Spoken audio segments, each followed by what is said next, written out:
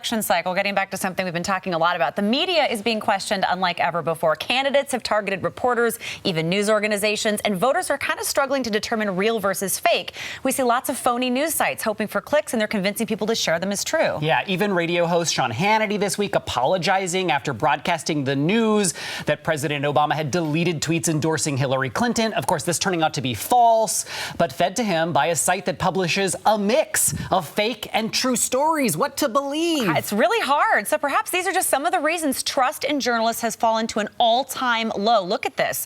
According to the latest Gallup survey, just 32% of Americans have a great deal or even fair amount of trust in the media. But how did we get here, and where does this leave us? Akinya Shin is a communications professor at the University of Washington and joins us now to shed a little bit of light on just where we go from here. I'm just going to be blunt. Is the media trustworthy? Well, that's a complicated question. I think the first thing that we have to answer is what we mean by media.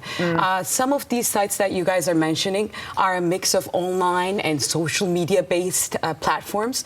So today, I think there's, to begin with, a confusion about what we mean as the entire entity of media, which causes the term to redefine itself and also, in turn, impacts how people trust that large entity. The results of trust changes when we ask targets based on a particular source. So when we tell them this news organization versus that news organization. So I think to begin with, we have to identify the issue. And I think it has to do with what we mean by this large entity that now includes a lot of new family members.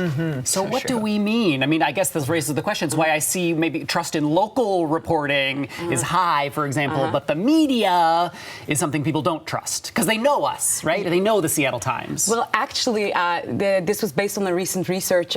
Local media was more trusted than family and friends. So you guys are doing well. Thank goodness. But so that's an interesting question, too. Today, we're in an election cycle. So national media is a lot about cultural wars and a lot about very broad issues, whereas local media is still about everyday life, about issues that are tangible, and that makes us feel like a community. And I think that's really important. And I think that's where the secret is. It's, I think, about 82% of the people that said that they trust local media.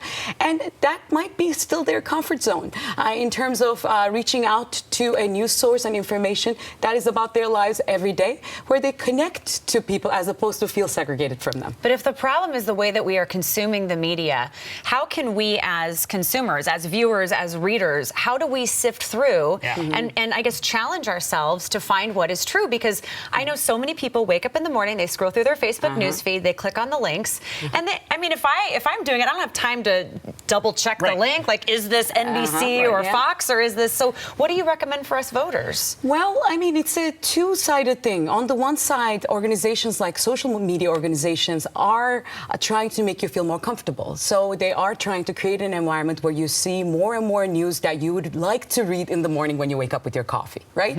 But at the same time, for us to be more responsible voters, we have to hear both sides of the opinion. I give assignments in my large lecture classes where students seek out the opposite opinion, but that's a lot of investigative work. So I think it lies with these organizations to show us both sides and perhaps change their algorithms. Really quickly, in just like 15 seconds, can you tell us, do we recover from this? Does the media ever get back to a place where we're trusted? Well, we need a little boring fact-based and yes, please. period where we're going away from cultural wars, where we're going away from sensationalism, and where we're just connecting with our communities in the news. Akinya Shin, great perspective. Thank you so much. Thank you for having me. Hopefully we can rise to the challenge. I hope so too. Thank you. So still ahead, protests continue.